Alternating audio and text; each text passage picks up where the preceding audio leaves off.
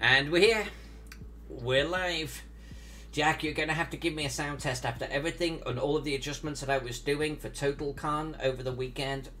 Lord knows what my settings are like. Are you not hearing me? I can definitely hear you. Sorry, there is a bit of a delay, so you got to give me a second. Okay. I was panic! Panic! No, it takes a while for past you to catch up with present you. I'm actually surprised that you could... oh, so you're listening to me on Twitch, not listening to me on Zoom. Gotcha. Yeah. No, and I actually, I have a double because I do listen to you on Zoom, and then I have you on the stream.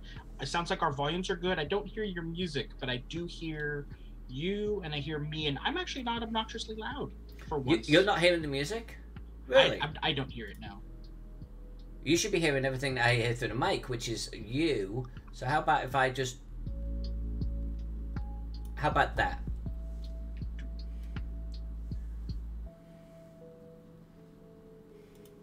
Yeah, I can now hear it. Just soft in the background? Smooth beats brought to you by... Harris Heller.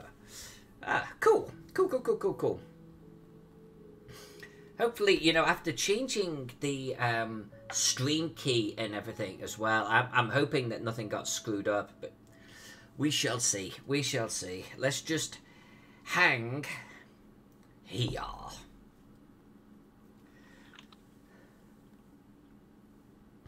And I'm gonna color shadows, I think.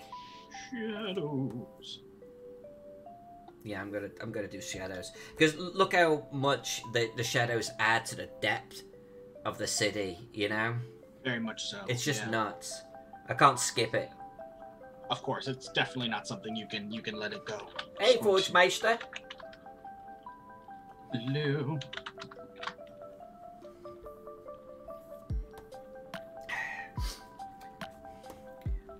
How's your game going, Forge Master?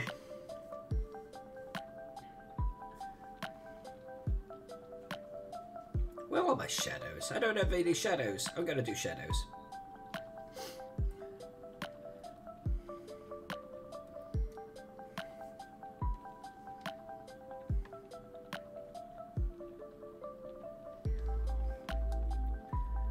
Oh, that's not gonna work. That's way too hard. Let's throttle that puppy back. That back over here. Forge Master says, we skipped D&D this week because the GM of our second campaign is garbage at communicating it. This was it. Oh, that sucks. He's garbage at what now? At communicating with the players. Oh.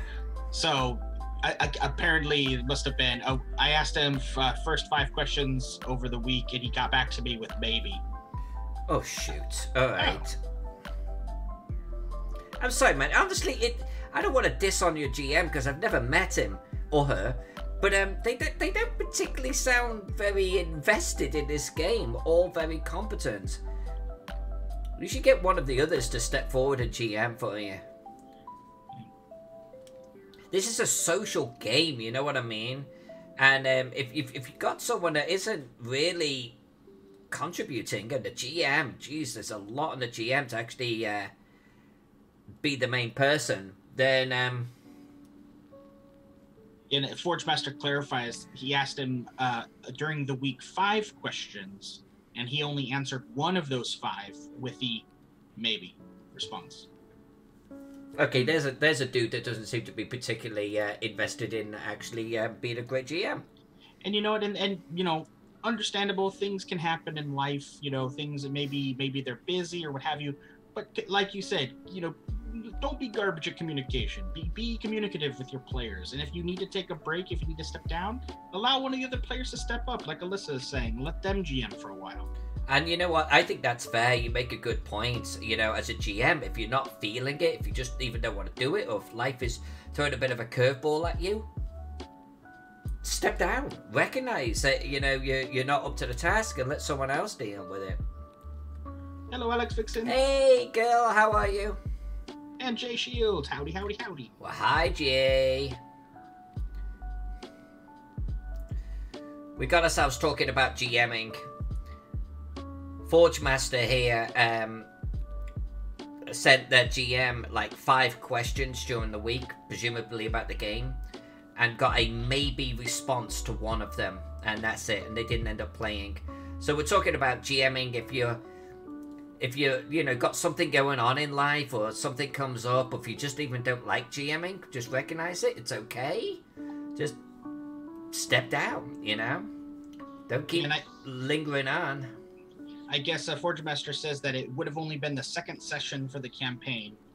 And Forge Master does say, admittedly, the guy is in the middle of moving.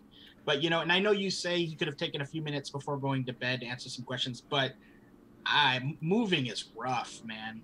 Moving can be rough. They might have just been exhausted. Maybe even have read the questions and have been like, you know what? I can't expel the brain power right now. I am way too tired. So, I mean, I'm trying to be devil's advocate here. No, and I think that's a good point. Moving would crimp any game. I mean, it would. Yeah.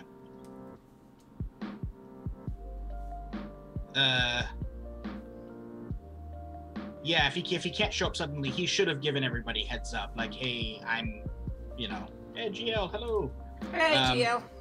Alex Vixen says she's doing good, and says, Jack, need to tell you this. Buy Valheim. Okay, well, I think Alyssa and I have copies. Alyssa should actually have one. I got clarification she should have one in her game box as of about 10 minutes ago. Yes, it just popped up. Yeah, so we've been hearing a huge amount about this Valheim.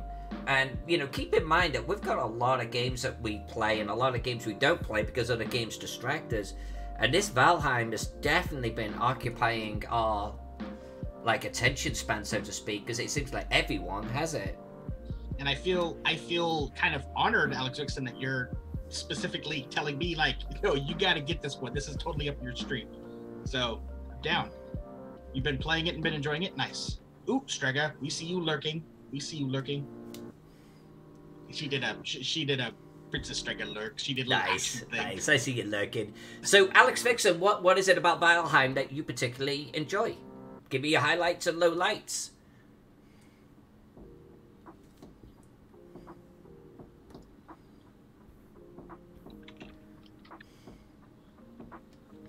Yeah, and what is it about it that you can guess that has gotten people with, like, they got, you know, like fire under their butts? They've been like everybody. It's crazy. It's like I've never seen so many people united about a game that, like, kind of had like the weird softest launch ever. Like, if people weren't talking about it, I literally would have never heard of it because I saw no advertising for it. I saw no announcement for it. I didn't even see like banners on, like, you know, on websites. Nothing, like zero marketing, and suddenly everyone's like, holy crap, this game's amazing. And GL, thanks very much, man. Yeah, it was a great stream yesterday with Ernie and Steve. You don't get Ernie in front of a camera much, so I feel very honored. Actually, Jay, no, you're going to have to ask Jack, although I did give him a heads up last week, but you never got an answer. This is the first time Jack's been on the back again. Yeah, first time back, and I did get the heads up, and the thing is yeah, so your question was, is there a knockoff movie that's better than the original? And I immediately knew that the question wasn't about sequels, it wasn't about remakes, it wasn't about like parodies or, you know, that type of thing. It was like legit, like one of those knockoff movies. And to the life of me, I did a little bit of research. I don't think there's a one personally that I would ever qualify as something better than the original. Personally, there might be one out there that for someone's personal taste. To be fair, I haven't seen about 99.9% of the knockoff movies that I found, but just looking at them made me cringe. If you actually have a recommendation of a knockoff movie that's better than the original, I would love to jot it down and take a look. All right, so Alex Vixen comes in. The combat system is simple. This is for Valheim, for those just joining us. The combat system is simple. The lore is well researched. Nice. The base building is good and detailed. The tech is learned by stuff you find instead of you knowing how to build everything from day one. And it's still only in early access, so you're going to get a lot more stuff too. Nice.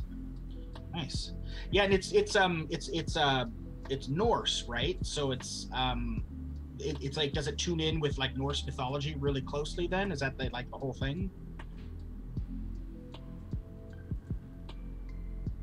Viking, exactly.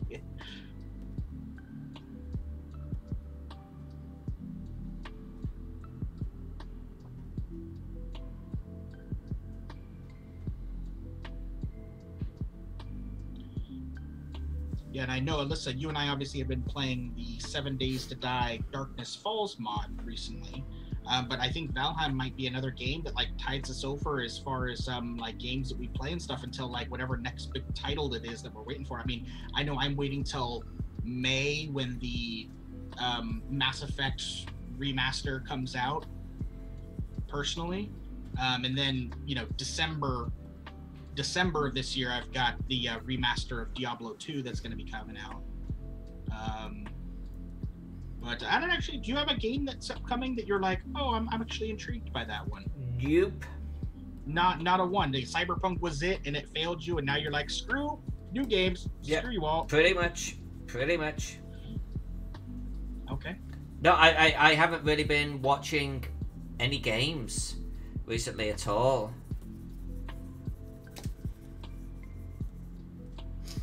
Fortune Master, I'll get to yours in a second. Alex Dixon says Iron Gate has expanded on the original mythology of having Odin create the 10th world, Valheim, to train and house his chosen forces against the rising darkness. Okay, cool. And then Forge Master says totally different game here, but VA11 Hall. Oh, you're being a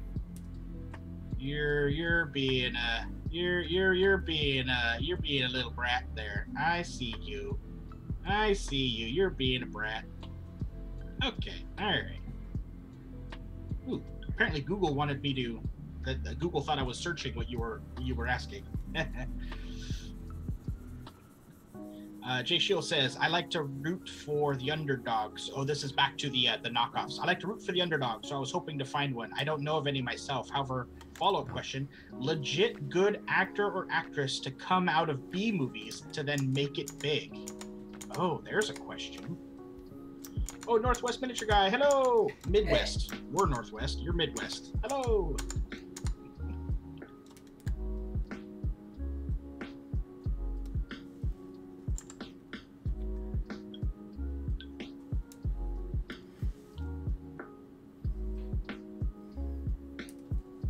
I must ask, what is that you're doing with the town there?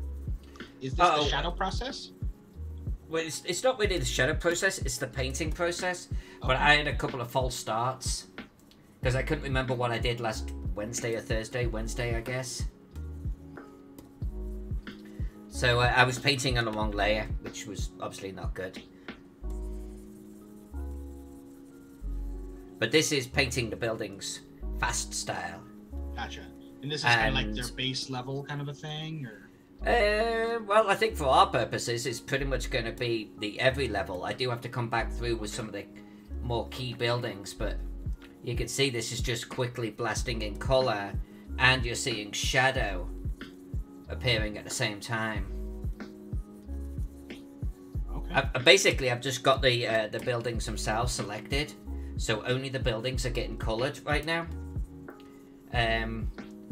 These smaller buildings over here, or these other buildings, are going to get their own coloring, but the entire layer has a drop shadow to it.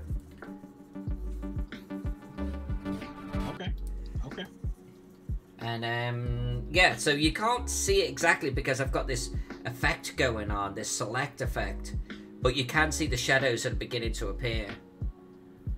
Princess Draga redeemed shadows. I've also taken Jay Shield's suggestion, which is working, which is alternating the colours. I've actually got hue, saturation, and brightness all randomly almost being assigned within a certain threshold. That's working out okay. I'm going to do the same over here.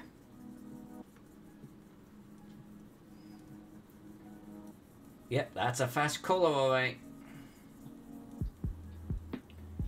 When I deselect this, it'll make a lot more sense.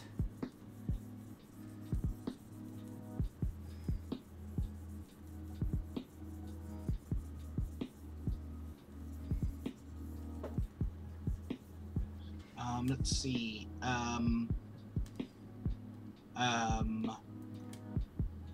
J Shield says, "Are you using the color variation of the brush on this quick color method?" Yep, that's exactly what I just got done saying.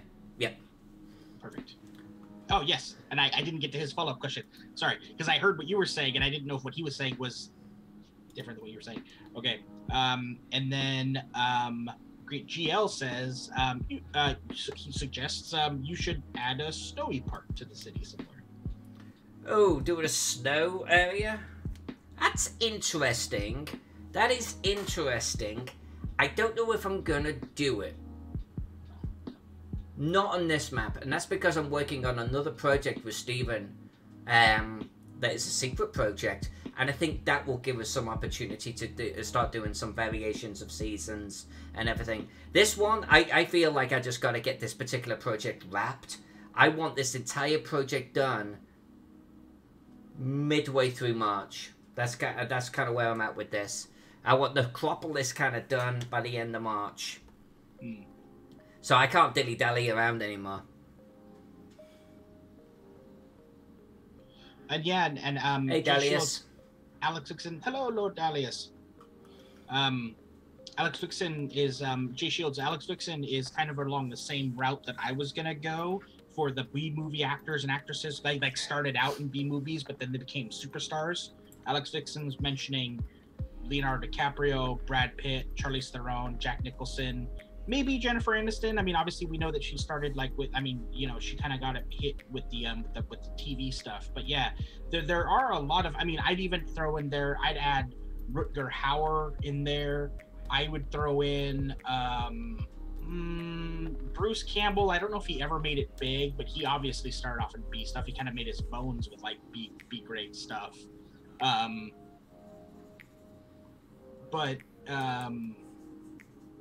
Yeah, there's a lot of like, I mean, a lot of actors obviously get their start on like really crappy movies, like with no budget.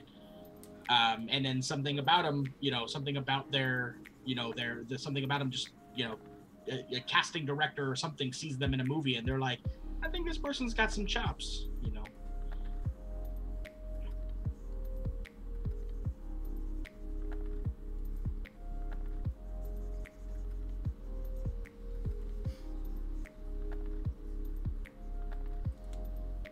Oh, GL says, so when you mentioned the hidden project you're doing with Steven, is it, tell me about the project and why haven't you hired me to, or why haven't you invited me to help out? LOL. So yeah, I'm not gonna obviously say too much about this project, but basically, Steven Chenault and I were talking, I want to say last year at some point, and he was talking about he was talking about some things. And we realised that it had a great sort of project potential for he and I to sort of collaborate on something. So that's kind of what we're doing, which reveals absolutely nothing, but I think that's good and intentional. Yeah, the I was just double checking to make sure the NDA ninjas weren't running along the roof to come take you out. It's such a good idea that he actually has some concerns that someone would jump in on it. So he and I are kind of working on something that we're keeping very close to our chest right now. And I suspect it'll be something that he kickstarts at some point. It'll be fun. It's a fun joint project just for him and I. Him and I, he and I. Him and I. You get the idea.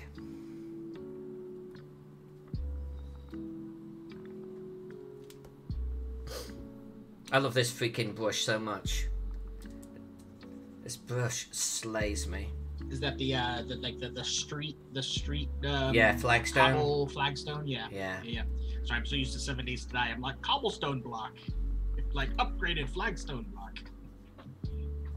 Yeah, and Princess Strega, she says Bruce Campbell did make it big. His role as Ash got him countless appearances in other movies. Don't forget Ash vs. Evil Dead. No, totally, and I'm definitely not discounting that, but it was one of those things where even though he got cult status, he got popularity, did he ever actually make it into like an A? I don't think he ever got it as an A-lister.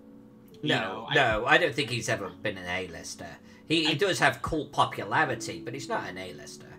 Definitely cult popularity, and people love him. And like some of the films where he's had that are A-list movies, he really got them because, like, if you think about like his cameos in like the original Spider-Man trilogy, well, that be because one of his best friends is Sam Raimi, who did the Evil Dead stuff, the B-movie horror movies that he was the star of as Ash.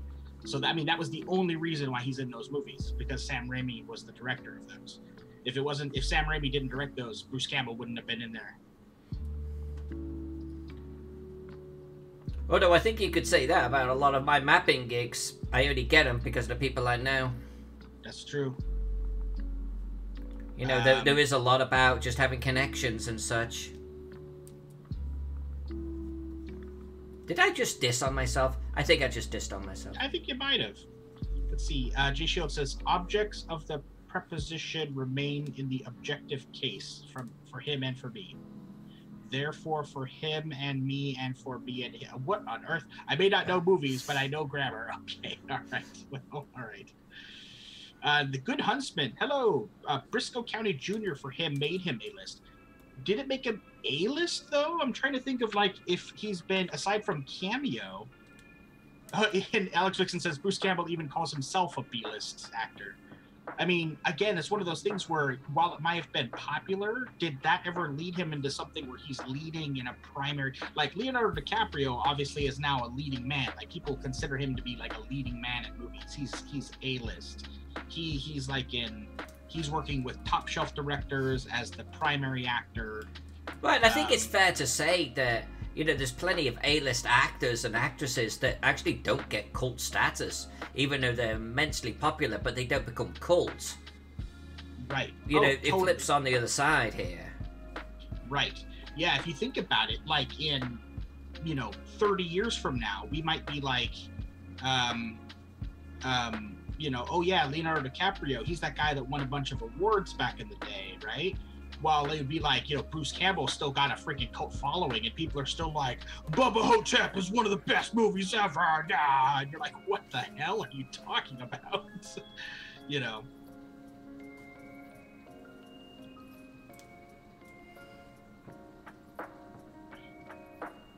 Honestly, it's kind of funny how Mondays tend to be movie Mondays. Like, almost every time the conversation switches over to movies. Emote 076 says, just checking in. Wow, the city pics look so damn good. Can't wait to see them in the final product. Thank you, Emote. Thank you so much. We've been motoring. We've been really motoring along last couple of sessions. I'm actually really, really hopeful that I'll have everything except for the Greater Castle done by tomorrow. I'm really hopeful for that. I think we're really, really close on this one now. Forge Master says, I've got something akin to a plan laid out for the next few years of my life. May come after I turn 21. I'm going to get a commercial driver's license, do trucking for a while. Then I'm get some money saved up. I'm going to see if I can transfer to Japan and live there. I'm guessing that's a quote from something. I don't understand that reference. But if it's not a quote, if that's a life goal, that's a noble goal. It's quite the goal.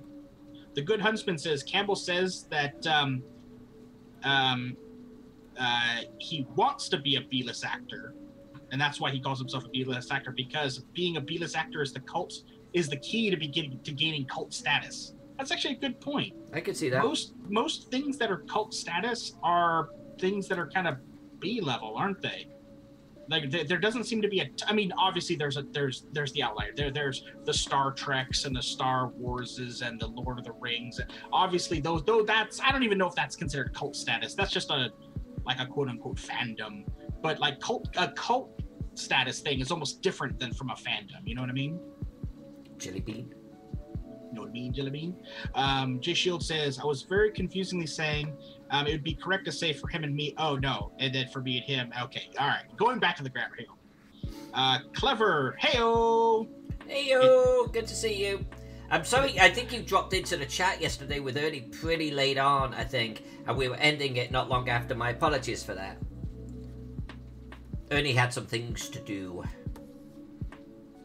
But that was so fantastic that Ernie, was able to make some time to sit with you and Steven for that. That was actually a lot of fun. Oh, I was super stoked. You don't get Ernie in front of a camera much. And so to have him on camera with us for like an hour and a half was awesome. I know you said you might talk about some TotalCon stuff on Wednesday when Skeeter joins you, but while I step away for a quick second, do you want to talk about maybe yesterday's stream with everybody? Yeah, I could do that. So if you have not seen it at TotalCon, TotalCon is a convention that runs around this time every single year. You should check it out. They were virtual this year, of course. Ran games and events all throughout the weekend. I ran a kind of Ask Me Anything in 2020 in review of my maps on Friday. And then on Saturday, I actually ran a game, which you'll see a video of that one. I was running a Cthulhu Invictus. And then yesterday, I got Steven Chenault from Troll Lord Games and Ernie Gygax himself to talk about Gaxmore. And not just about my map, to talk about the history of Gaxmore.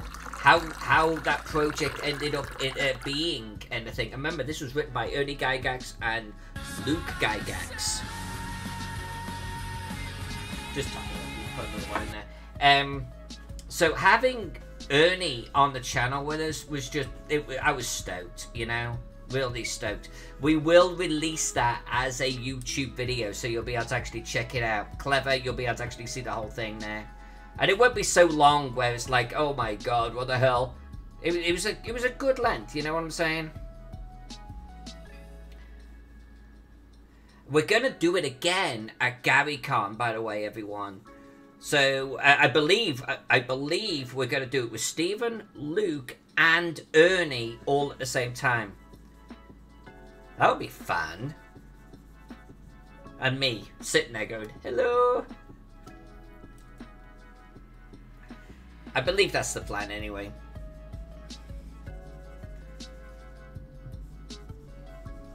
Also, I think I can tell you all right now, I will be doing a couple of painting things at GaryCon as well. So more on that as we get closer. For me, it's going to be a little bit of a speed painting run because I've got to paint a miniature within the time I've got, and then I'm giving the miniature away on stream. So we'll check that one out as we get closer to it. Yeah, and it actually is kind of cool, especially when you have some big industry names like the Gygax brothers, and then Steven Chenault, who's obviously the head of Troll Lord Games. It's actually kind of sometimes in that case it's almost a bit of an honor to be a bit of a moderator. I mean, yeah, you did the map for them, it's a fucking awesome map. It is the best rendition of Gaxmore ever, but sometimes being the moderator for such a panel as that is kind of a weird badge of honor, because it's like you're able to kind of direct the conversation where it goes. You're able to ask questions. I'm wondering if it's one of those things where it might even be worth for people that support you on either Patreon or subscribe to you here on Twitch. Maybe you could even do a, hey, if you guys have any questions, submit some on Discord or what have you, or on Patreon. Balls, that's a good idea. And then we'll pick like some of the best ones, and it might even be like one of our patrons named so and so wanted to ask this question to you guys for this panel. Here's the question. Holy crap, that's a great idea. Just saying, I got a few good ideas. Pex, if you're around, is Pex around? Make a note of that one. He just whooshed in. Nice. with double whooshing. That's a great idea, Jack. I love it. Sometimes I have good ones. All right, so catching up a bit. Well, we know that because it's me. Well, that just means you have poor judgment. All right, so catching up with a little bit of the chat. Let's see. Jay Shields going in with talking about Bruce Campbell again. Campbell uses the same kind of logic for why I create independent creators as opposed to huge, well-known companies. It's better in that world. Okay, yeah, I guess that makes sense. why you decide to do work for the instead of like these big crazy huge companies where you just kind of get swallowed up and disappear into the nothingness, but for the independent creators, because they have this cult following, and your work and their work almost gets recognized more. I can dig that. I can respect that. Who said that? That was Jay Shields. I actually think that's a really good observation, Jay. I think part of my joy that I've had over my mapping gigs over the last 2 years has been that it's for Frog God Games and Troll Lord Games, and it's like I can shine. So I get you on that. If I'd done a map for like WotC, it would be lost. It wouldn't mean anything, you know. Allah, welcome, Allah. Hello. Hey, Allah.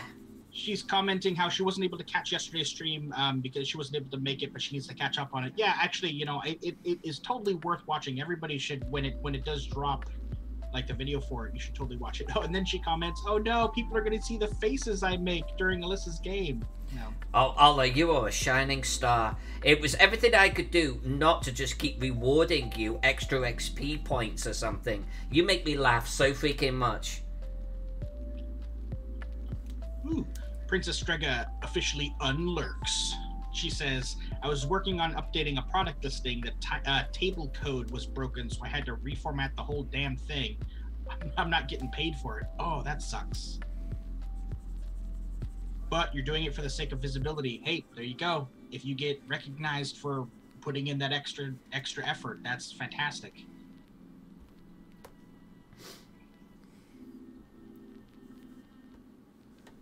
Hey, Last Laugh is here.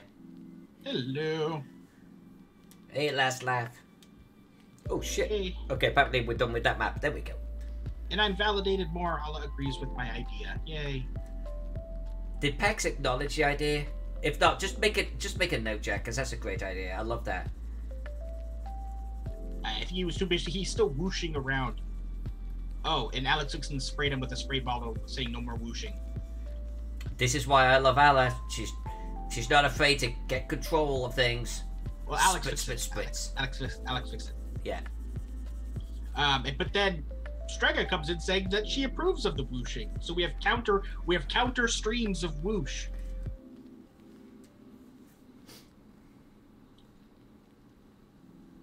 Last Laugh says, "Alyssa Faden presents Where You Might Live." That's a good point.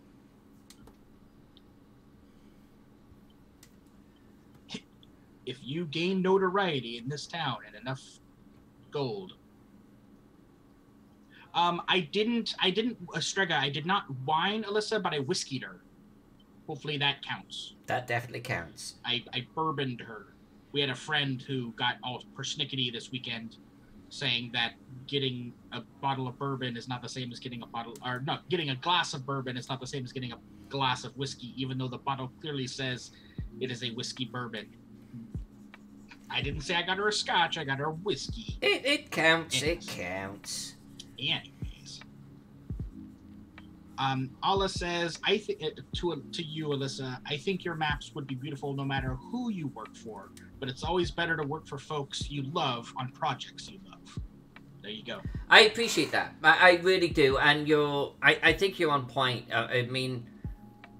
Look, even these maps that I did a long time ago are actually shaping up to be something that's nice looking, you know? Something I'm okay with. I'm reasonably proud of it. And I drew this, by the way, like 30 years ago. I'm colouring obviously now.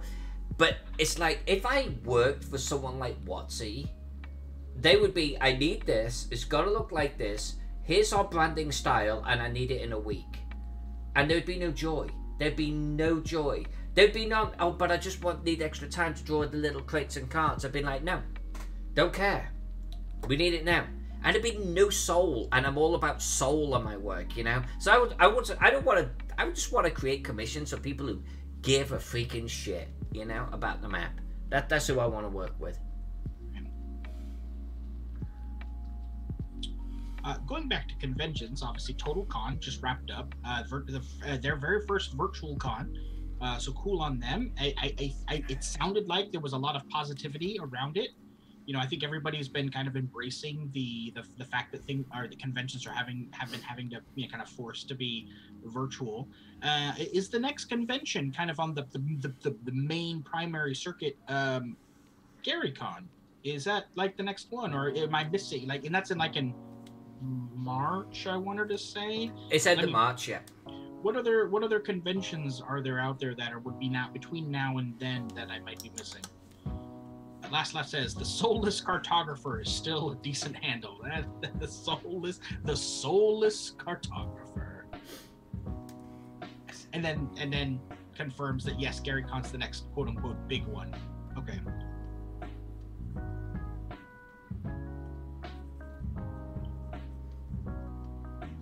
I did see that FrogCon is in April. That's going to be cool. So GaryCon first, then FrogCon. I actually need to. I know Alyssa, you ran on Saturday, and I know you didn't play in any games. That should be something that for GaryCon I endeavor to do. I want to play in more games, for sure. I'm hoping for GaryCon I can gather up enough people to run a game, but I don't know if I want it to be on the actual. Maybe you could get Ola to run one. Ooh, there you go. Ola's a great GM.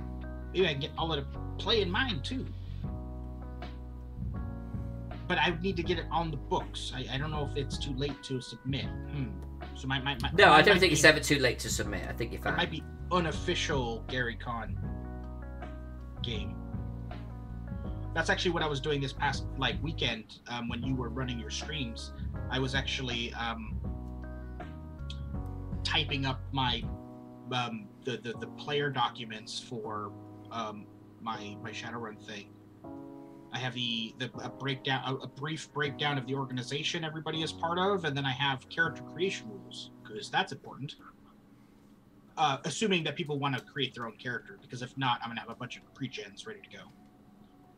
Yay! Allah's in for it. Oh, and Allah says I might technically need to have one on the books myself as they're finishing writing up their adventure. There you go! Yay! Let us know when you're done with that. It'd be awesome. Oh, and thank you, Doug, for saying they're still taking submissions. Cool. Or last left 70. Sorry. Allah's down with just playing with us anytime. Hooray! You don't say that. You go huzzah! Huzzah! Yeah, I know.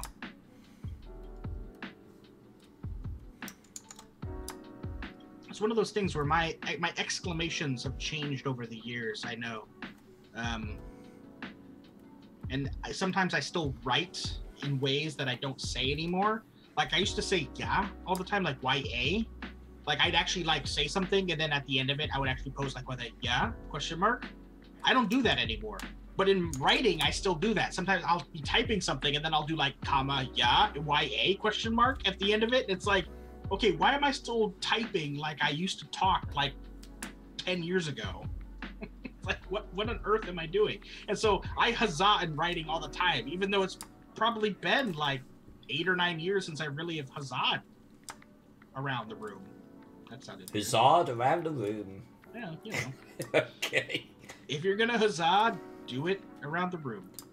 With his little when I play at cons, so Jay Shield says when I play at cons, I specifically look for games where I get to create my own character. See, there you go, cool. Except, see, I'm doing a Shadowrun 5th edition, so unless we're planning on spending 2 sessions creating a character, I don't think there's gonna be enough time to create a 5th edition Shadowrun character unless we're doing a random gen button. And then Allah says, I usually am too, unless I'm trying a new system. And Clever says, I have written stories where I write in text lingo, and it bothers me. Yeah, see, exactly. And then Last Laugh says, making pre-gens for my games is work. And Alex Fixon, yeah, huzzah, yeah? There you go. Combination of the two that have pseudo-retired. Creating pre-gens is work. 100% it's work. I actually hired someone to create pre-gens for me. I well, this is the nerdy side of me. I like creating pre-gens characters. I like building characters for games, especially if I know the system. I like making variants and variables and characters. And the thing is, you know, I'm probably the worst one at doing it because I hate min-maxing. I hate optimization. Because it's like I don't find that fun. I want stuff that makes sense. I want the person to have their if you're a person who like your backstory is you're a jack of all trades, your skills are going to be all over the place and you are literally going to be the master of nothing. So are you going to be sucky in a firefight? Probably. Yeah, you could use a gun, but you're not going to get that really cool shot probably.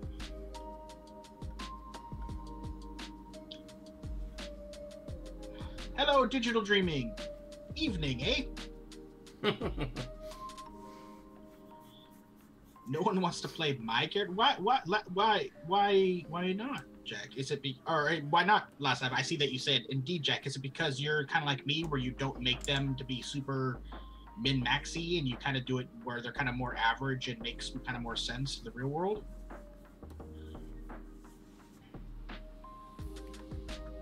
You know, funnily enough, Jay Shields, when you do your first filter of con games, the first thing you think about is what gamer genre is being offered that I have not played. That's actually something that Alyssa and I have done at almost every single convention we've been to. We specifically look for games or systems we've played either never or we've played maybe once, but because we want to experience a new game system with like, you know, it completely, you know, kind of breaks the mold of what we're comfortable with. So I get that 100%.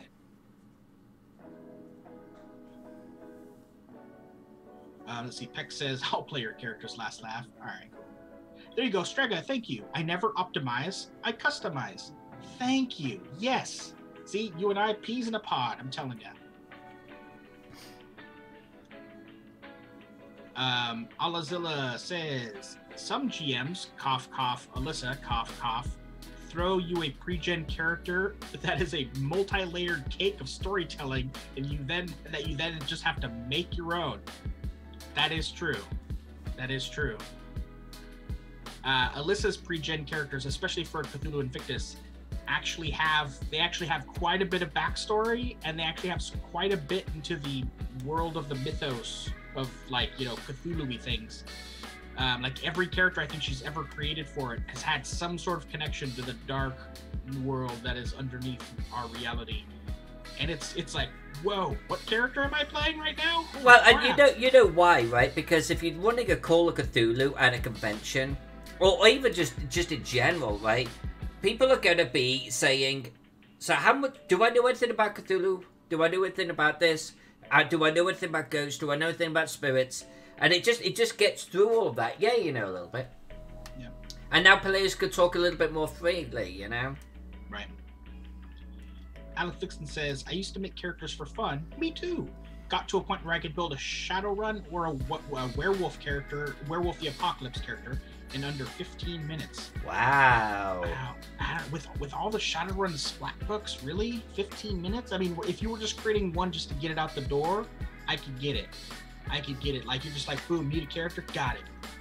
But trying to, like, creating a new, unique one that's completely different with all of the, I mean, just the qualities, both negative and positive qualities they have for Shadowrun 5th. Holy scamoly. Jack and I created characters about a year and a half ago, and it took us a day and a half. Seriously, a day and a half. And not just after work. No, we were sick, so we sat on the couch, and it took us a day and a freaking half. Yeah, it was like the night before. We had like a couple of books up in front of us and a couple of PDFs on our various mobile devices. We were sitting in bed, and we kind of mapped out what we were gonna do for like an hour or two before we went to bed. And then the next morning, we kind of got coffee and we switched over to the couch, and we pretty much spent all day then honing in the character. And it was like, you know, 6 o'clock when we were like, got him, done, we're good. It was like, holy crap.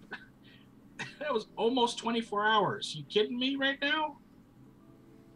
Like 24 solid hours, like with no break. It was crazy. Pex, I actually did find it to be fun myself, but it is a time investment.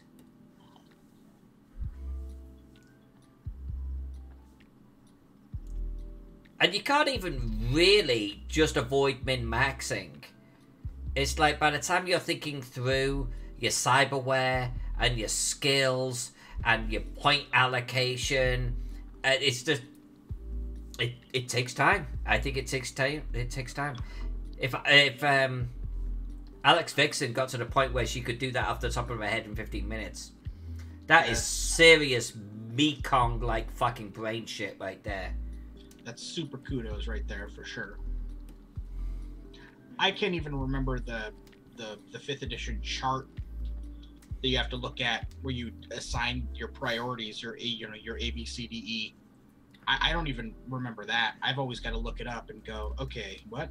I mean, it's pretty easy if you're not playing a mage, it's like, okay, so magic is E, done, don't care, or a physical adept, done, don't care, E, magic E, done. I now have A through D. I can now align to other things. Oh, I'm gonna play a human. Cool. I can do that as D or C, depending on how many special points I want left. You know. Oh, I'm not playing a human. All right, now I gotta think about it. How much gear am I gonna have? What kind of character am I gonna be? Am I gonna be a samurai with a crap ton of weapons and armor and vehicles, or am I gonna be a rigger with drones out the wazoo with machine guns and shit? All right, then. Otherwise, resources doesn't need to be A. Otherwise resources can be A or A or B. But then once you got that down, that just took me like, even just, kind of noodling that takes you 15 minutes. Now you got to start buying skills. Now you got to start buying equipment, especially with splat books, assuming the GM allows splat books. And for the most part, I allow splat books, except for qualities. Qualities, I actually I was pulling from Runner Hub. Yeah, rubber. No, that's a different type of site altogether, Jack. And you should not be telling people that. Well, unless I want them to join. It is the Runner Hub Reddit thread and group. They actually have a whole. It's actually basically it's kind of like a play-by-post, play virtually Shadowrun group, and they actually have their own set like rules for online play, where they're like, these qualities are banned for these reasons. And I was like, you know what, that actually makes a lot of sense. And like some of these are like ones you can't enforce really digitally very well, especially if you're not playing like with a physical group week to week and you're playing who knows how many times with random GMs. And if like you're playing in a game where this GM, I'm only going to play with this GM this one time, they're never going to dock me for my addiction. What do we care? And so it's like you can't have addictions that are like weird, like that are tracked like every 4 games, unless you're playing an in-person game or you're playing with the same game. I mean, it makes sense.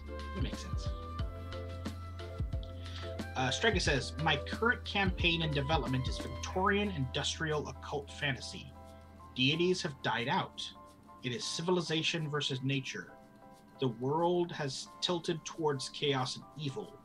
Primitive steam tech, guns and railroads, archaic weapons and armor outlawed in the city. Civilization is a huge city that spans the lower portion of the continent, hugging the coast. Portions of it have decayed to allow for urban dungeons. Well, that's fucking cool. Holy smoly. That sounds great. More of that, please. That sounds awesome. And off the top of my head, that doesn't sound like anything that I've heard of before. So that's freaking cool. Very nice. Digital Dreaming says, I'm running a Blight campaign, and the players seem to be running it. Can you clarify, what is a Blight campaign? Last laugh, yes. Rubber baby buggy bumpers. Yeah. And all it says, she too would play in that universe. I think that's directed at you, Strega. That sounds pretty freaking cool if you ask me. I want a bowler hat and goggles no matter what class I play.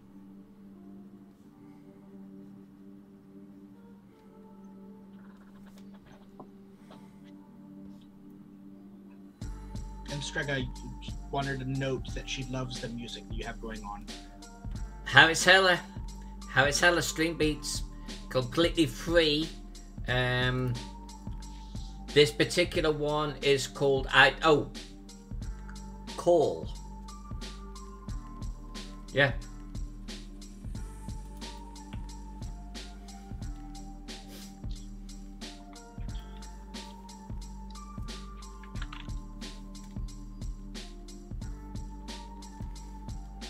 Yeah, and anytime I see, anytime I think of like, call or call a thing, I always think of the spinners. Whenever you call me, I'll be there. Whenever you need me, I'll be there. Whenever you want me, I'll be there. I'll be around. Yeah, that's a good one. Tonight on Karaoke Monday. Everyone finds out that Jack can't sing worth You can sing a damn sight better than me. Well, that's not fair. Want to feel awesome about yourself? Let Alyssa Faden sing. Want that bar lowered quite a bit lower than what you'd expect? We got you covered. That should be a Patreon perk. Ooh, Jay Shields. Ooh, wait, hey, hold on. Yeah, Jay's got something going on. Hold on. So he says, there's a game I want to play, but the time doesn't work out. A classic Marvel with campaign titled The Morning After the Secret Wars.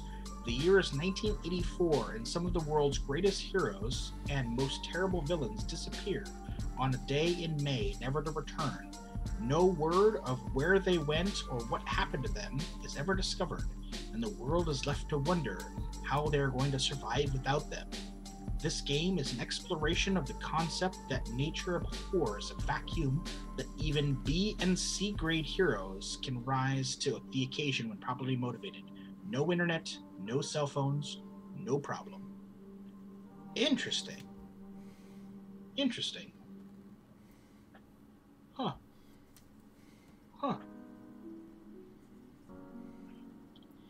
Alex Dixon says, had to build a character for a player in my game they were wanting to observe, and I knew they played Cyberpunk 2020, so I asked what they played in Cyberpunk 2020 in brief.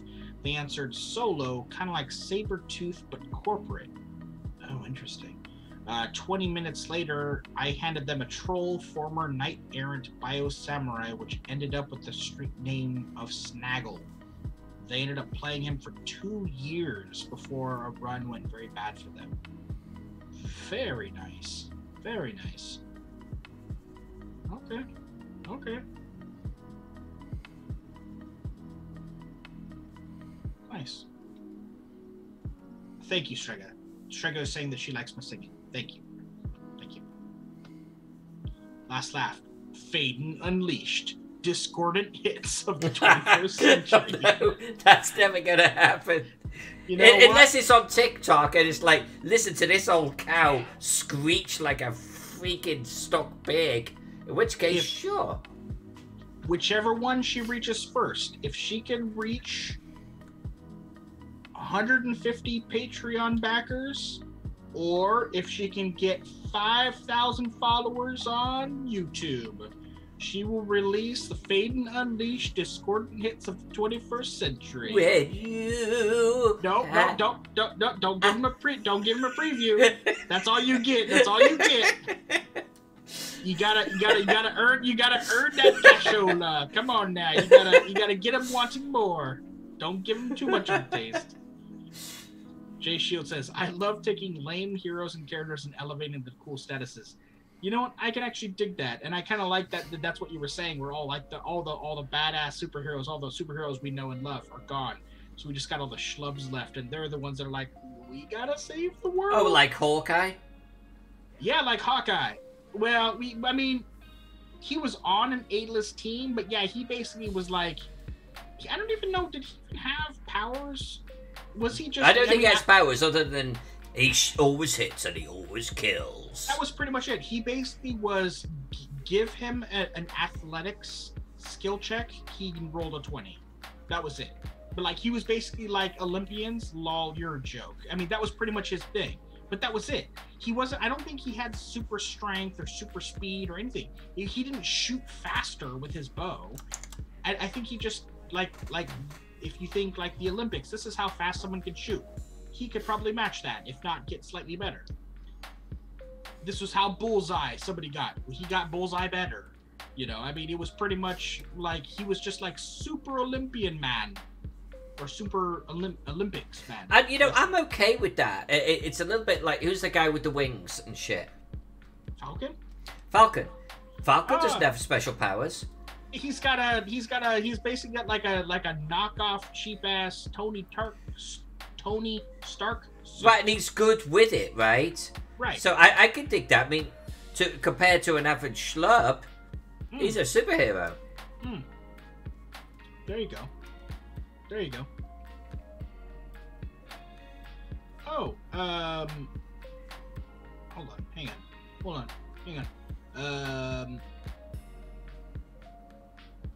No, Pex, you should add that as a Patreon goal. I'm just saying. And name that tune and no notes. Yeah, I know, exactly, right? Yeah, you don't want to hear any notes from me. Alex Fixon does say that Jay Shields, that role-playing game that you're describing where you're playing let's call them shitty heroes, reminds her of a game called Brave New World. I've never heard of that, personally. Oh god, Strego wants to hear us doing you and me duos. When you... No. Save that for the Patreon.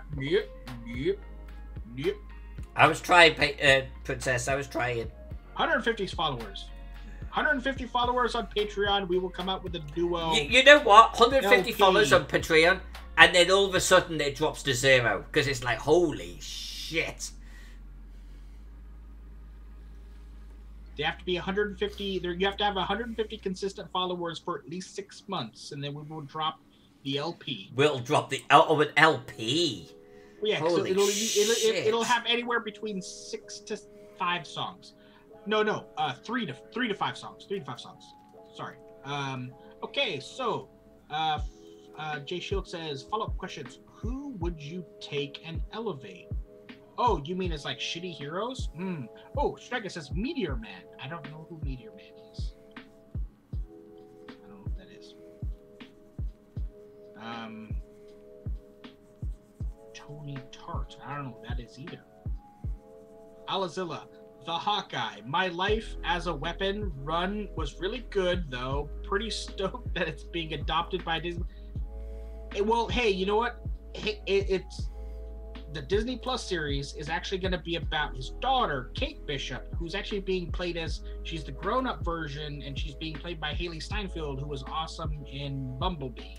So, and she's also awesome in a bunch of other things, but that's the only thing I could think of off the top of my head. So, it might be fun. And Hawkeye became cool when it became Ronin, and he was hunting down, like, Yakuza gangsters. No, Hawkeye was cool. Hawkeye, honestly, I liked Hawkeye. But Hawkeye is next to the Hulk and Thor and I was going to say Mysterios, Doctor Strange. I mean, right.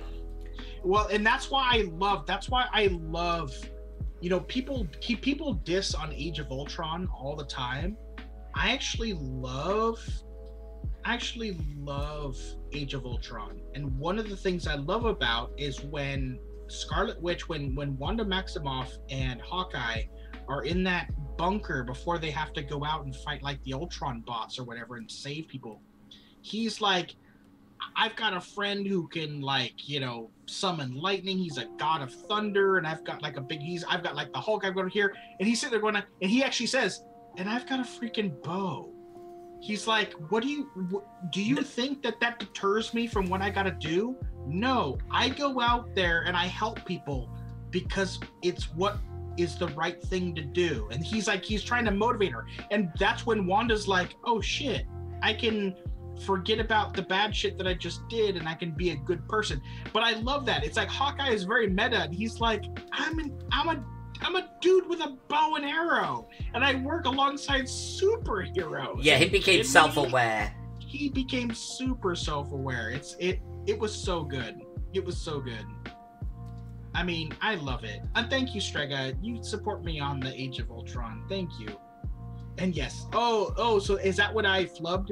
So when I was trying to say Tony Stark, I said Tony Tart, and that's why she said Tony Tart. Okay. I said Tony Tart. I would buy Tony's tarts. Just saying. They're probably tasty. They're very full of themselves, but they're tasty. Magnificent Pex. Shang Chi, Booster Gold, Blue Beetle, the Ted Cord version, team up for the B tier. Okay, so that would be his B tier heroes saving the day. Shang Chi. I mean, I don't know much about Shang Chi. I know he's getting a movie this year, and I'm gonna see it. That's gonna be fun.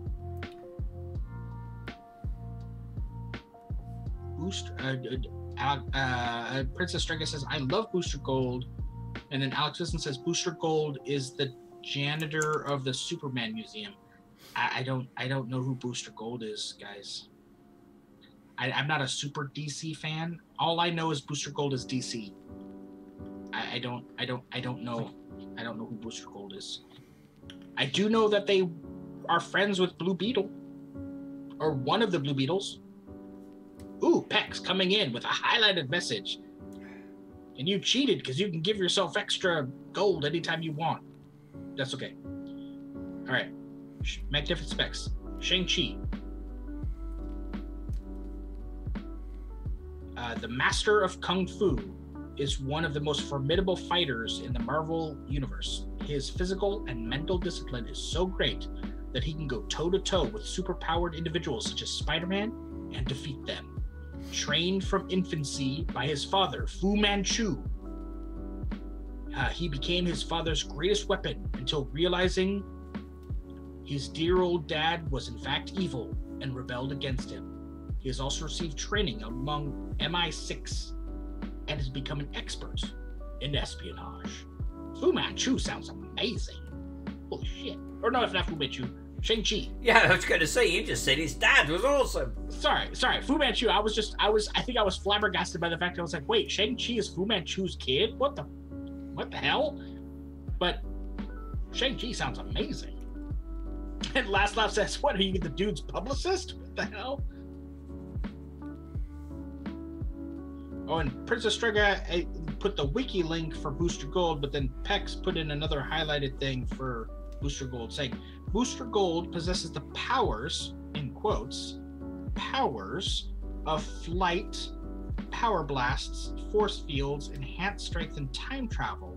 However, he gains all the abilities through the use of advanced technology from a future timeline that he originated from. A former athlete, Booster Gold was disgraced and decided to rewrite history by putting himself in the middle of an age of heroes, but by using stolen artifacts from a museum in place of actual superpowers. So Booster Gold kind of sounds like a douche. What the hell? He's a charlatan. What the hell's going on around here?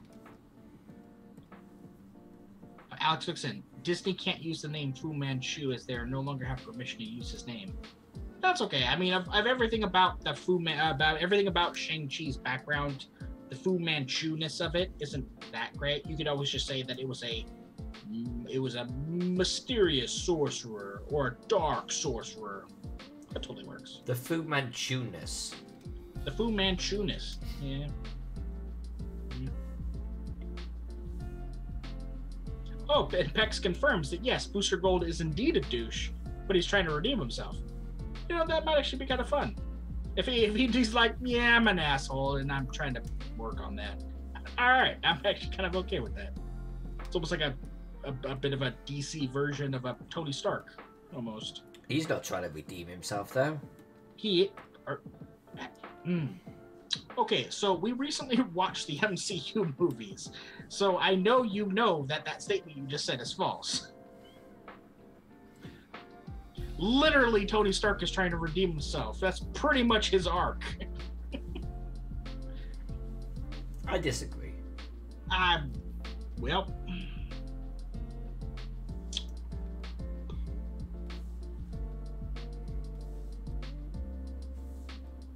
We're just gonna have to agree to disagree. Okay. Translation. She's wrong. Peck says, to the second Blue Beetle, Ted Cord. I don't understand. Why is Pex highlighting every single message?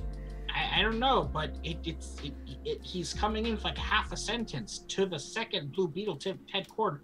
What is happening? I don't understand. Is he having a seizure?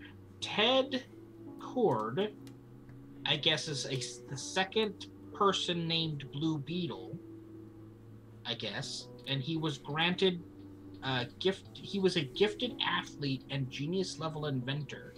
Man, these superhero origins are kind of crazy and unbelievable. I'm just saying. Not only am I a genius level inventor, but I'm also a gifted athlete. You know, your backstory can go suck it. I'm just saying. And he used a variety of gadgets to fight crime. You know what? Go screw yourself, buddy. He didn't care for personal weaponry, though, and only carried a single pistol that made a blinding flash of light and a strong blast of air if he was forced into hand-to-hand combat. His IQ is stated to be at least 192. Again, this sounds, okay, Blue Beetle sounds like the person at the table who wants their player character to be the most awesome character ever. I rolled amazing. You all love me. And all the other players at the table go, no, we hate you. No, but I'm so cool. No, we don't care. We hate you. Let's get him killed, everybody. Everybody in agreement? Yeah, let's get him killed in the first dungeon. Because he's being super pretentious. Get out of here. His teammate was Guy Gardner, stated that Ted was easily as smart as Batman, but nobody had ever noticed. It was largely due to Ted's wisecracking nature, which meant that people didn't really take him seriously as he could. Instead, the voluminous Despero once said that Ted's mind was second only to March. Oh, okay, all right. Yeah, whoever created Ted, what's his name? Ted Cord. Whoever created Ted Cord was like, I need people to like me, and I'm going to put myself into this Ted guy. Because he's going to be amazing, just like me. This is my player character, love me. No, we don't like you. I'm sorry. Just saying.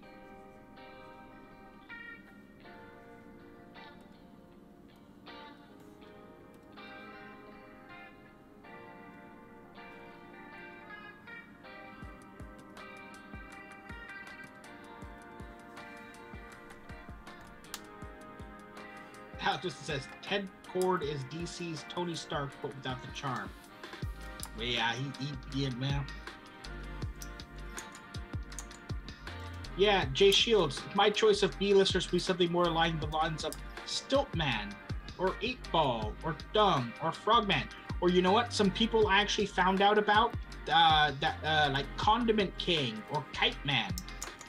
It's like, there you go. Take guys like that. Who the freaking hell is Condiment King? Are you kidding me right now? What superpower is that? That's why I love James Gunn's Suicide Squad that's gonna be coming out. Literally, Dave DeSmalchin is playing Polka Dot Man. Are you kidding me? Polka Dot Man? The guy that throws just rainbow colored discs at you, and you might have like a weird trip, like you might be on acid, but not really, because it's not really that effective. Polka Dot Man? Really? That's who you're casting in the Suicide Squad? I love it. Yes, because the Suicide Squad is supposed to be schlubs that are allowed to be written off if they fuck up and die, basically. That's fantastic. I want Stiltman. So what's your power? I'm a dude that walks on stilts and I rob people. Wait, what? Wait, what? What is happening right now? I can make my legs really long, and it's like I'm on stilts. Okay.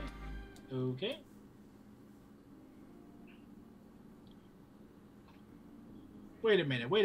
You're calling Tank Girl a B-list hero? Whoa.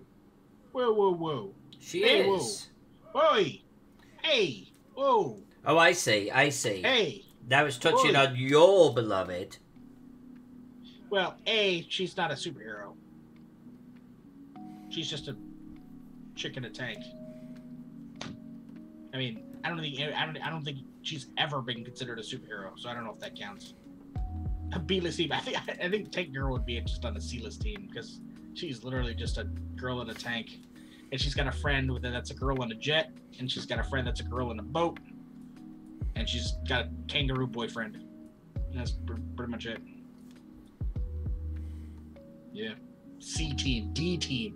Tank Girl's on the D team. I love Tank Girl, but yeah, she's got no powers. She's just a girl in a tank. I am not familiar with Dung, Jay Shields. Oh, don't tell me it's just a dude that throws poo, because he's on the D team with Tank Girl.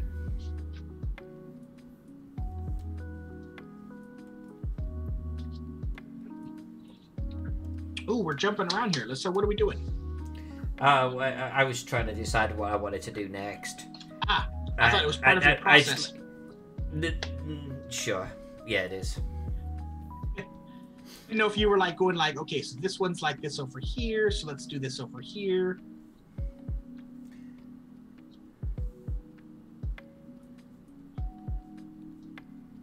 I was going to stay with buildings and come over here to do the uncolored buildings, and then here. But I was like, I'm kind of building out. I'm going to do some trees. Trees make me feel happy in my pants. Your trees and forests and stuff have always been actually freaking cool. I can dig that. I can dig that.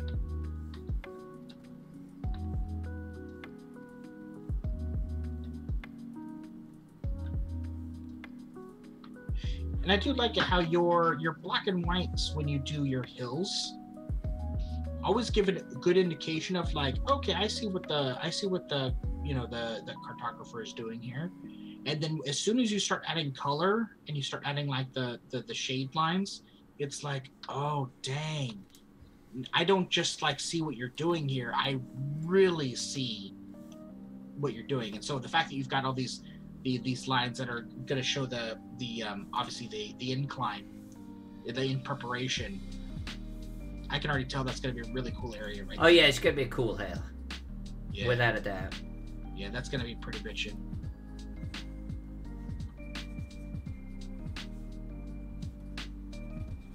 All right, Pex, see ya.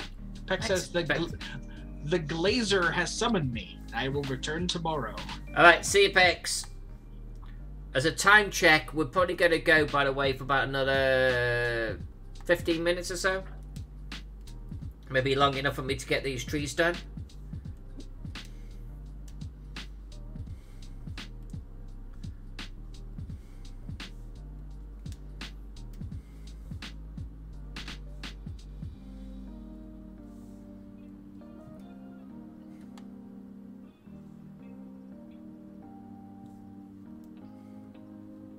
There's a question for you.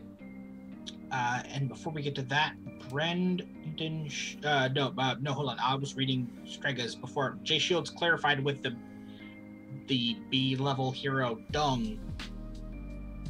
Dung is a person who has a suit with gauntlets that can open a dimensional portal into the city's sewer system. There you go. Kind of manky. It's kind of gross. That's a pretty shit superpower. Hey, I see what you did there. All right, so Jack, this is from Princess Strega. What is your thoughts on the Inkheart film with Brendan Fraser? I have to admit, I have not seen Inkheart. That's the one with Andy Serkis is also in that, if I'm not mistaken. Am I right? Or am I wrong with that?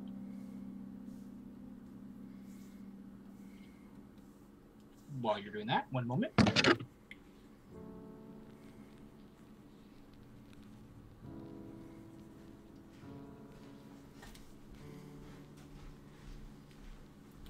More of a villain than a hero.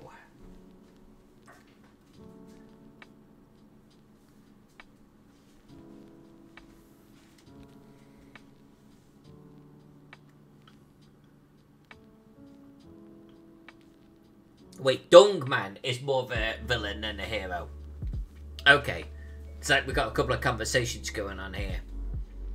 Including the Inkheart one. I've not even heard of Inkheart myself. Oh, really? No. I think it came out after the first movie.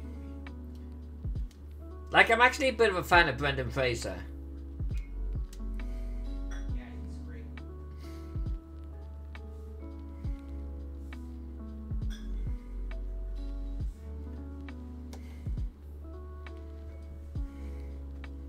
And Princess Strega says yes with Circus.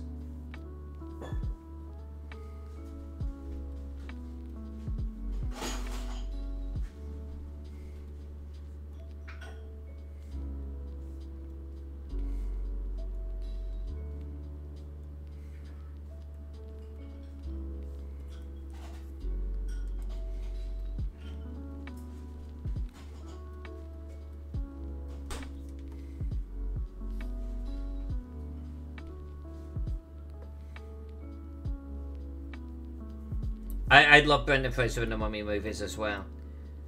He was perfect for them, without a doubt. Thank you. The last Mummy movie was not as good, but not because of Brendan Fraser. Did you ever see him in Scrubs? I think he was in it for like 2 episodes. Yeah, 2 or 3 episodes. And there's a scene that he's in that honestly makes me openly cry every time.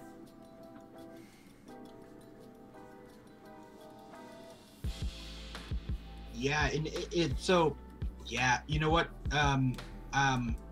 Yeah, I think he got Inkheart because of the popularity of the Mummy franchise. I'm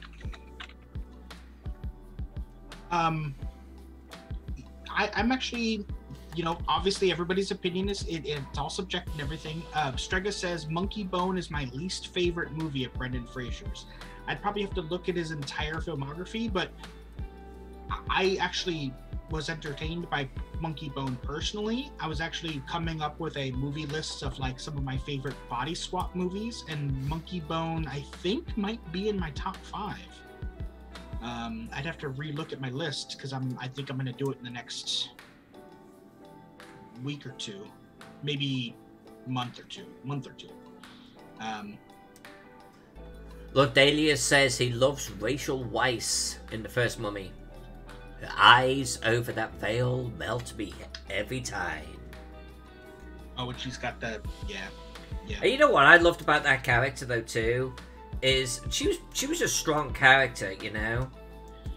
And I liked it because she was wicked smart too. Yeah, she was. And I was great, and I like it how I do like the second film, except for the end where the really bad CGI rock comes in.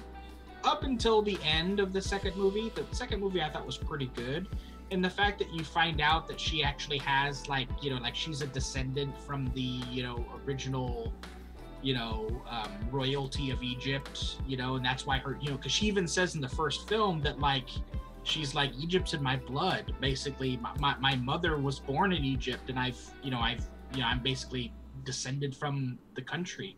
And in the second film, you find out, yeah, she's descended from freaking Nefertiti, for God's sakes. You kidding me right now? Was it the first one where she has that jewel? Was that the second one? That's the second one. I loved that jewel. Yeah.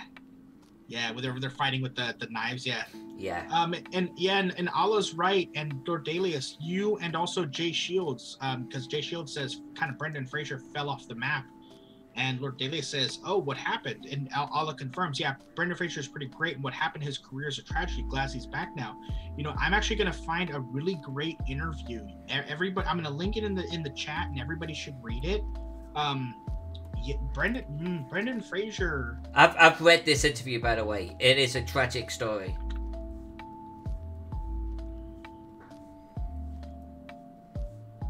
You should absolutely read what Jack links to.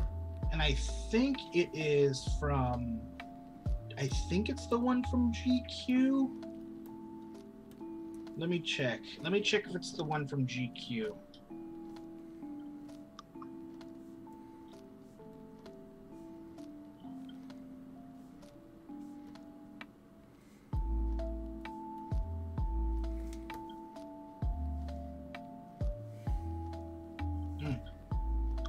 Yeah, it's the one from GQ. And it's the article is called, excuse me, Whatever Happened to Brendan Fraser, and it is written by the GQ journalist Zach Barron. I'm going to link it in the chat right now. And it is fantastic, and it's heartwarming, and it's heartbreaking. And I think they did this article right before he did the. Okay, so what was the film that they did about the Getty, J. Paul Getty? And it was originally starring Kevin Spacey, but they recast him to be it was going to be Christopher Plummer. All the Money in the World. And it was about when the Getty grandson got kidnapped or whatever. Mark Wahlberg was in it. It was like a very controversial movie because of the recasting of Kevin Spacey as Getty. Well, the thing is there was an HBO series, or it was like a limited, maybe it was Stars, I don't know what it was, that basically was doing like a series version of the same story. So it was like a 1 or 2 season like limited series, and Brendan Fraser was playing like the Mark Wahlberg character. It was kind of like this investigator guy that was close to the Getty family that was trying to figure out what happened to the kidnapped kid. And I think it was in promotion for that where people were kind of like, holy shit, Brendan Fraser is coming back to do a role. Whatever happened to Brendan Fraser? I think that sparked this GQ article, and why this guy, Zach Barron, the journalist, came to try to contact him and all that kind of stuff. It's a great article. And you really feel for the guy. As far as like people in Hollywood that I give a shit about, Brendan Fraser's in my top 3. Like, he's like, I wouldn't be surprised if I did an analysis and I'd be like, nah, he's number 1. Like, Hollywood people that have had a very tumultuous career and experience in life, and I'd be like, yeah, he's a guy that I feel for sure.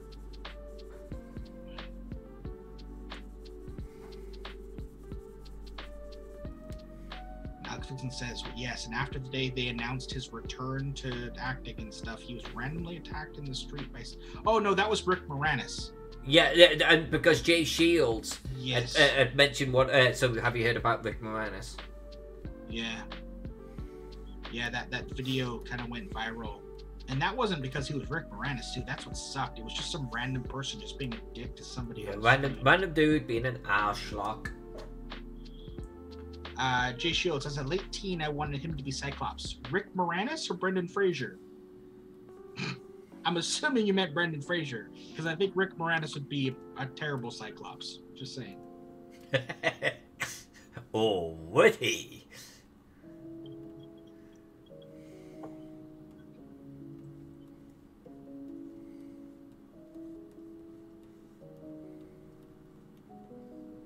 He does confirm Brendan Fraser. Yeah, for people who haven't read the article about Brendan Fraser, and even if you're watching this post, so because I don't think in the videos that get posted later on YouTube, I don't think if I'm not mistaken, the chat doesn't get linked. So everybody that is watching this post stream, look up, it's www.gq.com/story/what-ever-to-Brendan-Fraser. Look it up, read the article. It is wonderful and sad and great and depressing all at the same time. It's uplifting but soul crushing at the same time. It's a good article. It's a really good article.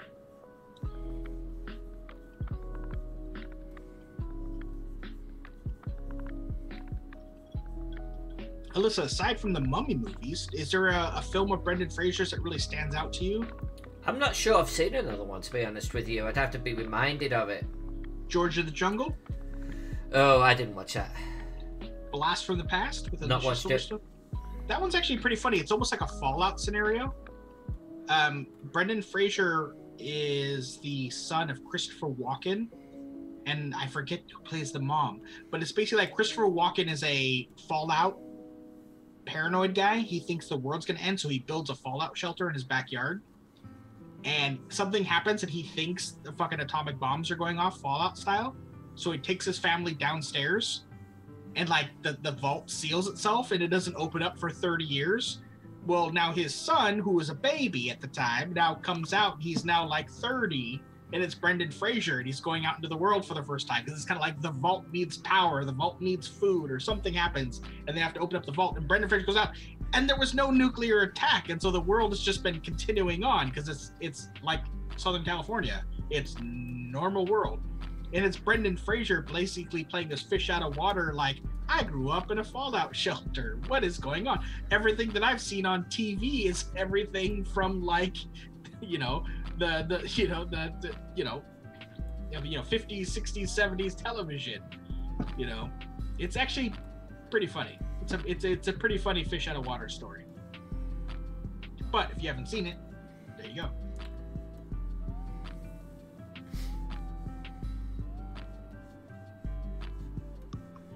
Rick Moranis, Alex Fixon says Rick Moranis as the geek son of Cyclops. Ooh, same powers, but none of the physical presence. That would be funny. That would be funny.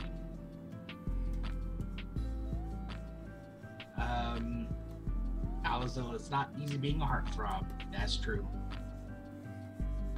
Lord Daly says Jack's new nickname is Dashiel. Why am I Dashiel? What? Wait, what? Princess Strega, school ties after the Mummy in my book. Okay, so School Ties. I don't know if I've ever seen Brendan Fraser in School Ties. I'll have to look that up. Yeah, Alazilla, Encino Man. There you go. Alyssa, have you seen Encino Man? Nope. Oh, well, okay. Yeah, any movie, if you add Brendan Glacier. I was about to say Brendan Glacier. If you add Pauly Shore to any movie, I don't care how serious it is or how good it is, it immediately is like, well, this movie's ridiculous. Pauly Shore's in it. It's ridiculous. Alex Fixon, I've seen Blast from the Past. Walken hears a test message and misunderstands it as a test, so bundles his family into the bunker and waits for the all clear. There you go. That's what it is. Oh, and Jay Shield says it was Brendan Fraser in School Ties that made him want Brendan Fraser to be Cyclops. The scene where he screams, I took a frame by frame and created a GIF in Photoshop of energy blasting from his eyes. Oh, indeed. And then Allah says, Brendan Fraser did that hunky and strangely woke fish out of water really well in Blast from the Past. Okay, there you go.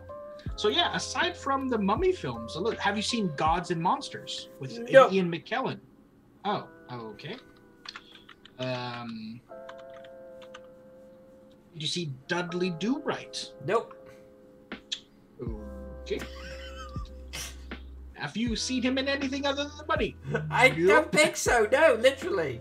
I don't think I have. Son-in-Law. Nope. No, that was bad because he was a cameo as Link. That doesn't count. Airheads. Nope. The mate with Steve Bush. Okay. Nope. Okay.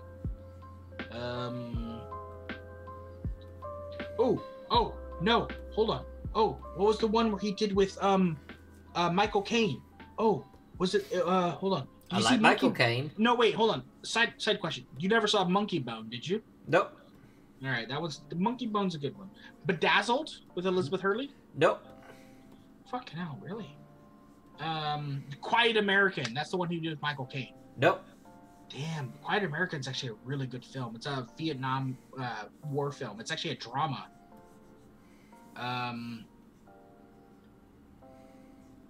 Crash?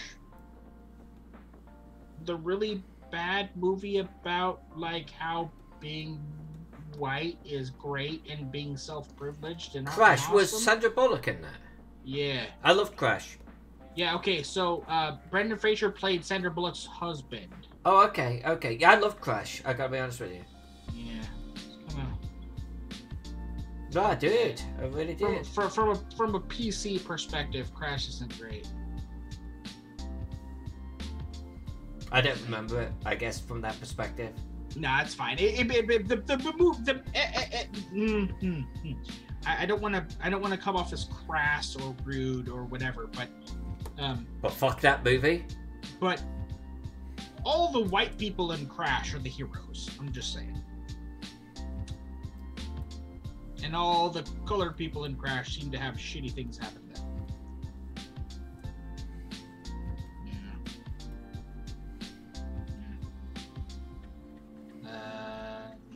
Breathe. Okay. Oh, so the third Mummy movie. Tomb of the Dragon Emperor. That was the one I didn't see. That was the one with Jet Li that you were saying. Yeah, it was shit. Yeah. It was not good. In my humble opinion, no, it was not. Actually, wow, I didn't realize. Now that I'm looking at his wiki, Strega, I'm now just realizing that Inkheart didn't come out until 2008. Wow. So that was actually, so he didn't do Inkheart until, he did Inkheart 9 years after he did The Mummy. Wow, okay. Okay, for some reason I thought Inkheart was like, oh yeah, he did that because of his fame on Mummy. No, Inkheart came out in 2008. Wow. Oh, apparently, there you go.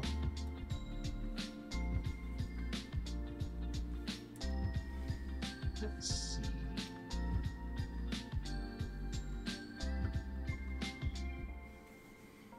And that was kind of at the point it seemed like he was petering off. The Mummy, he did The Mummy, he did Journey to the Center of the Earth, he did Mummy, he did Inkheart. Then he had I think I've seen Journey to the Center of the Earth. Oh, okay. I remember nothing about it, but I'm pretty sure I've seen it. Yeah, a 2008 American 3D sci-fi fantasy action adventure film starring Brendan Fraser. Okay. Based on the Jules Verne 1864 novel. Okay. He was also an executive producer on that, apparently.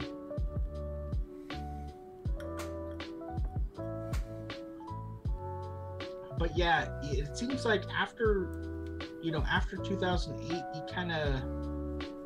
he started to peter out. He was doing like smaller roles, or he was doing voice only. And then he started doing kind of like rando movies, and then obviously the article kind of explains where his head was at, so it's kind of like a no wonder. I forget that they recast Evelyn in 3. Oh, did they? I completely forgot that. So I never saw the third one, so I didn't even know they recast her. Hold on, I'm gonna click this up. Yeah, there you go. Maria Bello. Really? As Evelyn Carnahan O'Connell, Rick's wife and Alex's mother, and a retired adventurer librarian turned novelist. What the hell? Maria Bello? Of all people, really? Oh, thank you. I'm sorry, I'm totally just now catching up with the chat. Alazilla saying, yes, The Quiet American was the movie with Michael Caine. Sorry, Alla, I'm a dope. Way behind. Sorry. Strega saying that in The Mummy 3, the recast annoyed her. I would too. I mean, I like Maria Bello, but replacing Rachel Weisz, I would just have her not be on screen and be like, oh, she's busy. Let's continue on with the scene, please, and let's just say she's busy.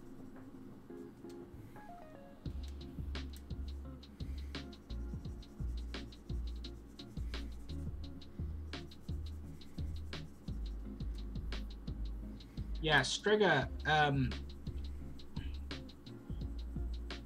Brendan Fraser is indeed in the Doom Patrol series, which I've heard is really good. It's like a DC TV series. It's kind of like one of those limited series where there's like, 6 episodes a season or 8 episodes a season kind of thing, if I'm not mistaken. And I think he does the voice for, I want to say Robot Man? I don't know his name. Hold on, I don't know his name. I gotta look it up because I'm a noob. But it's one of those things where it's like he does the voice, but like when they do, but like he's not the physical actor in like the suit who wears the helmet. But when they do flashbacks before he was in the suit and became a robot, I think they actually got Brendan Fraser to actually be the physical person, which is kind of cool. It's like, all right, so Brendan Fraser, we want to have you be the voice of this character, but you don't need to be actually acting on set. Oh shit, we're doing a flashback. Hey, we need you on set because we need to actually show you, because people know what you look and sound like. Which I thought was kind of cool. Doom Patrol, he plays, so it is Robot Man. I've heard Robot Man's actually really good. Not Robot Man, Jesus Christ. I've heard Doom Patrol is really good. I've heard Doom Patrol is really good. 12 episodes a season. 12. Maybe Alyssa, maybe we watch Doom Patrol. Get it on the list. I'm adding it. I'm making a note. Doom Patrol on the list.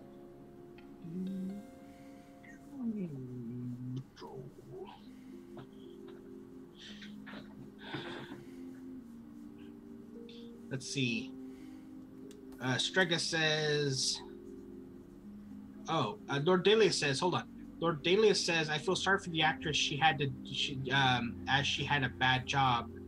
Frankly, going up against Rachel Weisz is a hard job. Yeah, exactly. Yeah, if you're, hi, I'm the actress who's supposed to be Rachel Weisz. I'm so sorry because I suck, because Rachel Weisz is an amazing actress and I can't be. Well, even taking over a character that's been established in 2 movies before, I mean, that's asking a huge amount.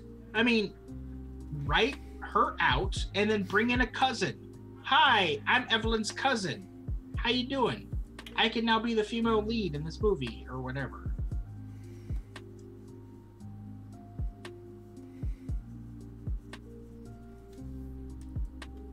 Who is Rachel Weisz in Sin City, Strega? I don't remember that. Oh, I don't remember her in Sin City. I don't either. Let me know. I'd love to hear. And Alex Vixen comes in with an easy out. Evelyn's off in Peru, dealing with some other issues her brother's caused. There you go. Yeah, done. Do that as opposed to recasting her. Just say, yeah, she's dealing off with her brother's shenanigans. Last Laugh says Pauly Shore should make a comeback. Yeah, but since his mom died, I think he's now head of the Laugh Factory in the comedy store. Since his mom passed, I think he was the sole heir of her stand-up comedy empire. So I think that's now his full-time job. I think Pauly Shore is just now running the Laugh Factory. I think. So I don't think he's ever going to come back to acting, even as a cameo.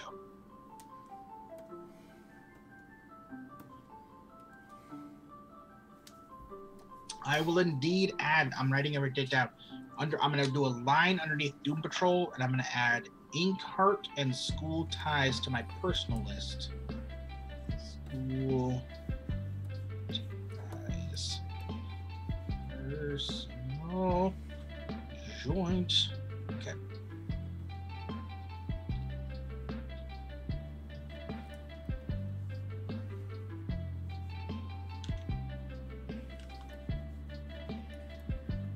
Alright, we're definitely a little bit overdue on our time. But I was really close to kind of being done with this particular segment of the map. So I'll give you cool peeps about 5 minutes to get your conversation wrapped, if there is any conversation. No, I'm just going to sit here in silence.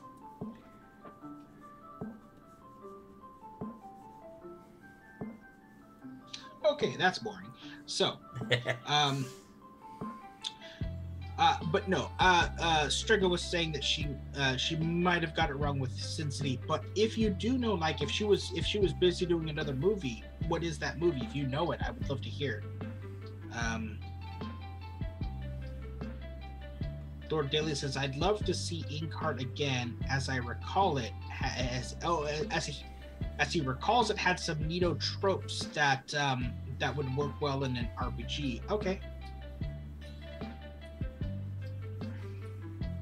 Last Laugh. We are the sound of one hand clapping. There you go. That's all you get to listen. One hand clapping.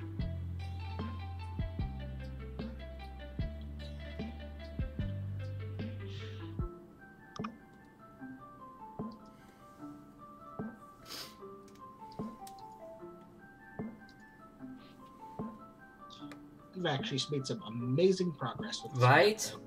Yeah, totally. We really have. Why is it doing that? I don't like that.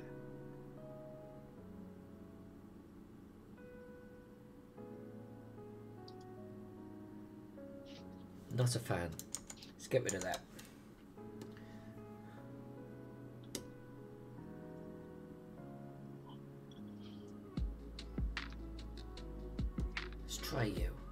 Let's try you.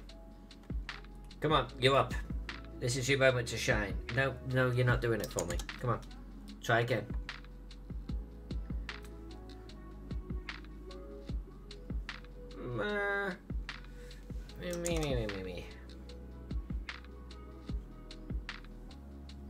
Yeah, you know what? Sure. Sure.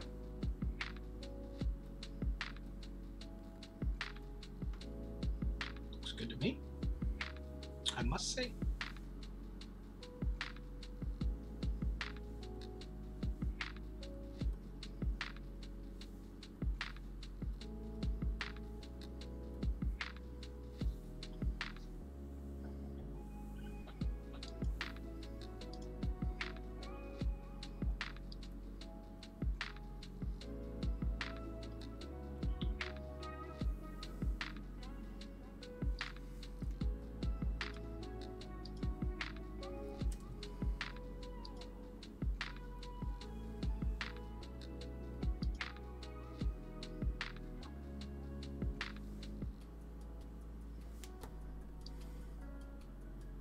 I think we can call that particular map done. I'm going to hit save.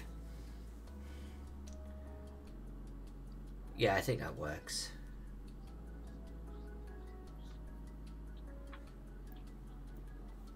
Just 2.5 to go. And the castle will be fast. The castle will be really fast.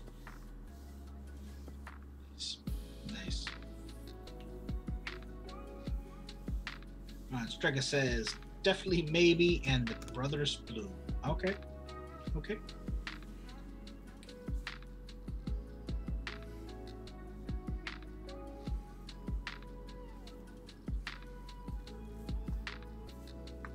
Not far right now. Not far now. If I can get the next 1.5 done tomorrow night, we are laughing. You are laughing completely. Thank you, Elazilla. I think we're there. I think we're almost there. So with this said, I think this is a good place to end it. We just completed a map. We got the buildings done on 3 maps. We're ready. We're ready to kind of come into the home stretch on this one. We will be doing a coloured background behind all of this. And you'll notice on these, I have little drawings and shields and stuff and bunnies on all of the corners. I need to add that, but I can also do that off camera, so that's fine. But we're this close. We're this freaking close now to 12 maps. 12 maps being complete. I think it's looking pretty damn good. I'm happy. Bun Buns, Princess Strega, you got that right. You got that right. So with that said, I want to give a huge shout out to my Twitch supporters, my Patreon backers. Seriously, if you like what I'm doing, please consider backing me on Patreon. I give away so many goodies every single month. Regulars clockwork, black and white maps, color maps, how-to guides, video on how-to guides, an archive of maps that just is like boggling. It just goes back to stuff I haven't released publicly anywhere else. Please consider backing me there. But ultimately, I also want to thank you for joining Jack and I tonight. Jack, thank you for being with us. You're most welcome, my dear. He's awesome. You're awesome. And I love you. Thank you for joining us tonight. Please consider following me on YouTube, and that's where you can catch all of my short form content as well as these streams. I'm back tomorrow night working on the Castle Keeper's Guide. Let's just bring this one home. Until then, everyone have a great evening. I love you. And I'll see you on the flip side.